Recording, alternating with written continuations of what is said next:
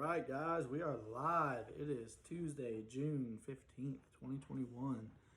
What's up, YouTube, Spotify, Anchor, all my followers, subscribers, thank you. We had a pretty positive outcome last week. Couldn't ask for anything better than that. Real quick, though, I think we know what direction we're going to go with this website or with this podcast here. And we're going to be doing discussions on Tuesdays and in-life environment settings on Friday nights, Saturdays, and Sundays. So you guys will get a weekend video, and then you guys will also get the podcast through the week. The weekend video will be demonstrating the things that we talk about at the beginning of the week, whether that be Monday or Tuesday. And hopefully you guys enjoy the content that we're coming up with. Again, criticism, feedback, I'm all for it. You know, we're all here to grow together and learn together. And hopefully you guys can learn something from me, as well as me learning something from you, as this is our first official podcast channel, YouTube channel. Today we're going to start talking about fire building. You know, last week we touched on bug out bags. You know, it's great to have a bug out bag, pick your location. We'll go over all that kind of stuff at another time. IFAKs, talk about knives, different kinds of equipment that you guys can need or use or want. And all of those are great. Hands down, they're great. But what happens if you're riding down the road and an EMP hits, or your car breaks down, or you start taking gunfire and the only thing you have is your sidearm in your car? What happens? You're gonna engage to get out. You're not gonna engage to kill, 12 or 15 people. You're not gonna engage a stranger walking down the highway. You're gonna try to avoid them. So one of the ways we do that is by going off the beaten path. What I mean by that is out in the field, out in the woods, wherever you got your route mapped, which I definitely recommend doing, mapping a route from your home, from your parents' house, your grocery store, wherever. Make sure you have a map for every scenario. Put it in your bag, put it in a little go bag or something. Fold it up, put it in your pocket, your wallet. Just make sure it's durable. Fire. You will not survive without fire. Maybe the first 24, 48 hours. But you might be cold, you might be hot, you're going to get eaten by bigs, you're going to get eaten by bugs, and it's just going to be unpleasant. So today we're going to go over fire. Fire building is extremely important. A lot of people don't give it any thought when they should actually, where they should build their fire or when. Obviously, you want to make sure you're in a dry, protected area away from the wind as much as you can. Obviously, nature is beyond your control, but do your best to avoid wind. Wind can make building a fire a lot more difficult, make it spread a lot more uncontrollably, but it can also give you more smoke. You get a lot of wind pressure underneath that fire, and nothing funneling the fire is going to give off a ton of oxygen. You're going to see a lot of smoke. Easy to detect you. Obviously, you want to make sure it's near your shelter, wherever that may be. If you're just laying down to rest, put it somewhere close so you can stay warm, trap that heat in. It does a little good to keep it a little far away, but not really. You want to make sure it's far enough so the smoke doesn't suffocate you, but close enough where you can feel the heat. You want to position it so the heat moves in an optimal direction. So you want it pushing towards your location or whatever you're trying to heat, whether it be your cabin, your shelter, yourself, wherever. You want to make sure it's giving heat in that direction. It'll radiate that shelter and definitely keep you warm. You don't have to keep it burning all night. You can use a reflector, a rock wall, something, keep the air so when it hits it, it rotates. So the way fire works is it hits a wall. If you're watching my YouTube, you can see this, but not the podcast. It hits a wall, so a standing structure, and then it's going to radiate up and then back in. Because it's going to hit the wall, go up, the air is going to push in through that top side and rotate back down. And that's how you get your radiating going. If you're building a fire in the snow, obviously find some green logs, some moisturized logs, put them up, use them as a platform, and then make your wall out of that. Those logs won't get too hot because they have all that moisture, and it'll keep all that heat in there as best as possible. Another thing to consider when you're doing your fires is the type of wood you're using and the process you're doing to build your fire. There's many types of fires. I mean, if you went to Cub Scouts, Eagle Scouts, you camp with your grandpa every Saturday, your parents, just watch TV, there's hundreds of ways to build a fire. We'll go over a couple of them, but to start, let's get with the basics. You obviously need a dry material that can ignite, aka tinder. No, not the dating app, the fire starter. Good materials is like wood shavings, pine needles, lint, and I touched on this a bit in my past podcast. I keep a little baggie of dryer lint. You only need a little bit. Ignite it, put it under your tinder, and it should go. 9 times out of 10, it will light. And my wife can attest to it. I'm a pro at starting fires.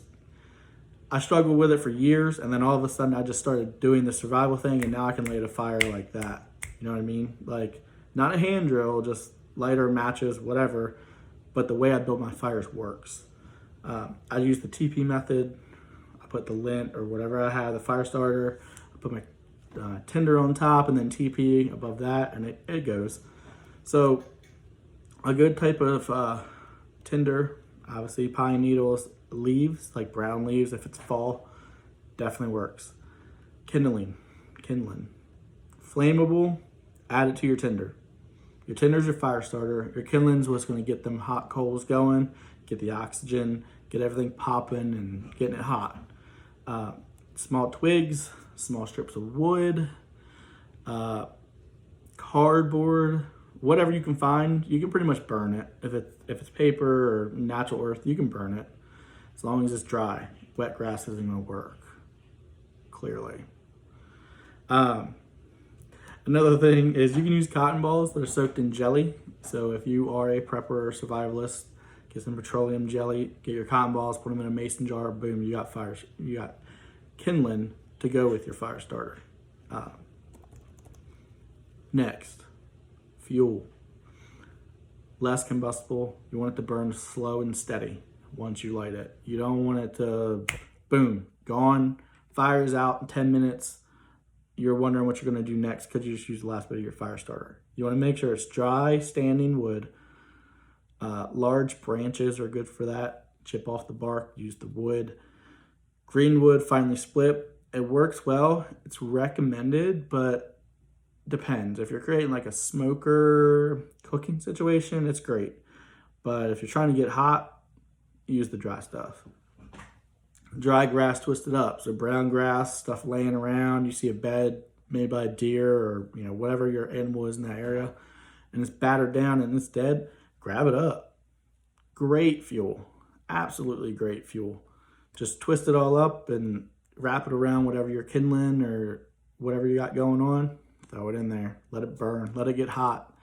Because while that gets hot, your fire's going to be burning your sticks or whatever you're burning. TP fire is the best for this. This is why I like it. It's arranged by your tinder. So you put your starter down. You'll put your kindling on top just a little bit. You don't need much, A handful. My hand's pretty, not large, but kind of fat. I'm not the slimmest person, but I'm getting there. Don't judge me. Handful. Stick it in there. Boom. It'll light right up. It'll start crackling. When it starts crackling, add your sticks. TP. Just like a teepee, old Indian style, just like this. Just TP all the way around. Make a circle or, TP it up against the end and let the air flow from the backside. Whatever works for you. You can do a pyramid fire. So you place 2 medium logs or relatively larger small logs parallel, okay? And then you're gonna build up with layers. So you're gonna lay vertical or lay horizontal, and then you're gonna go the opposite direction of that, and then back to horizontal, and then the opposite direction, and then back to horizontal. It'll light, it'll burn. It'll be great because all that fire and fuel will mix. Low smoke on those pyramid fires. That's why they're great. TP is good for getting hot. Those pyramid fires are great for low smoke. It pushes all that smoke downwards and keeps it closer to the fire, and it burns faster. It's great, but not my favorite. One of the best, and I haven't perfected this one yet. I'm still learning, just like everybody else on this channel. If you're new or not new, Dakota fire holes. Done a ton of research on this. I'm still learning about it. I put it on my sheet here. If you see me looking down on this YouTube channel, I am reading notes. Dakota fire hole. It is an underground fireplace. So you're going to dig a hole 18 inches to 2 feet deep where you're going to place your fire. And then you're going to dig a tunnel, like a groundhog tunnel, one side all the way over. You want this tunnel to be about 8 to 12 inches on the diameter all the way to the fire. So that air is going to push through that tunnel, hit your fire, and you're going to have really, really, really low smoke visibility. If you ever looked up like rocket fires or anything like that, this is that type of thing, just natural. Burns forever. It's very hard to get started, but once you get it started, it burns forever. You got that flat ground, you can put your pot on, heat your pot, put your water bottle on, whatever you got to do, it'll cook very well, very evenly, very well, very long. Then we're going to go to obviously getting the fire started. So we went over what you're going to need. We went over different types, gave you 3 different variants there. TP obviously being my favorite. It may change as we experiment together, but right now it's my favorite. First spark. We went over this on our bug out bag. Multiple forms of fire starter, flint, whatever you got, a fire stick, lighter, matches, whatever you have, just make sure it's efficient and you have it. Matches and lighters are obviously the easiest way. They're also the most unreliable. If they get wet, you're done. Just a small amount of water will make them pretty much unusable. So if you have a lighter or you have matches, get a waterproof container and put it in there. I have like 5 different lighters in each bag. Each one is in a different place of the bag. So hopefully if my whole bag doesn't go underwater and leak water in, we should be good. But everyone's situation is different. If it's just an EDC, throw a lighter in there, throw some fire starter in there, maybe a little bit of tinder. If you have some, just toss a little tiny bit in there. Just better safe than sorry. You always want to be better safe than sorry. A couple other different fire starters. Magnesium fire starter. They're great for when it's wet. They're great for when it's hot. They're great for when it's cold. They are reliable as long as you have a good one. There's different sizes. There's different thicknesses. Like many things in the world, just make sure you have something, especially if you're starting. Obviously, you're budget building. You can buy a cheap one, but I recommend, spend the $30 or $40 and get yourself a nice one. Convex lens, something similar to like what's in binoculars or cameras or magnifying glasses. You can absorb that sunlight, hit it on your tinder and spark it. Takes a while. We've all burned ants as a kid, especially if you're a boy, but it works. Same kind of concept. Just remember that you want to stay as far away from people in this type of scenario as possible. The less visibility, the better that comes when it's with fire, with your bug out location. If you're just walking, you don't want to engage. If you're in a survival scenario, you don't want to engage unless you're being engaged upon or someone's coming to take your things. You want to make sure that you are safe, number one, because you are not any sort of help to anyone if you're killed. Number one to survival is staying alive. So less smoke, less visibility, out of the way. Don't light your fire on the side of the road unless you absolutely have to. Go out in the woods. We all live in an area where there's woods somewhere relatively close by. I mean, I've done some dumb things as a kid. I've lit fires in my living room. I've lit fires on the roof. I've had s'mores on the roof. We were just talking about this whole story time. If you guys are interested, it's dangerous. So make sure wherever you light your fire, you are always safe. Make sure you have that wall to radiate your heat. Make sure you know your different types of fires, your different type of fire building, what kind of tinder and kindling you like. Everyone's different. I like dryer lint. I like cardboard. I like lighters. I like magnesium fire starters. I want to learn how to do the hand drill. I used to be able to do it as a kid. I have not done it in 20 plus years, so I'm going to relearn that, and we're going to go over all that together. Again, it's a growing page. I'm not claiming to know everything. I'm here to teach people what I know and hopefully get that same sort of information back, as well as criticism and feedback. If you guys like the channel, you like my message, be sure to subscribe below. If you like the podcast, be sure to follow and subscribe. I am not making any money, obviously. I don't have endorsements. It's just word of mouth. I'm doing this for knowledge and power. I'm doing this to educate people. I'm not doing it to get rich. So please like, share, follow. Word of mouth is key. You guys have a great day. Stay safe, and I will see you on Saturday.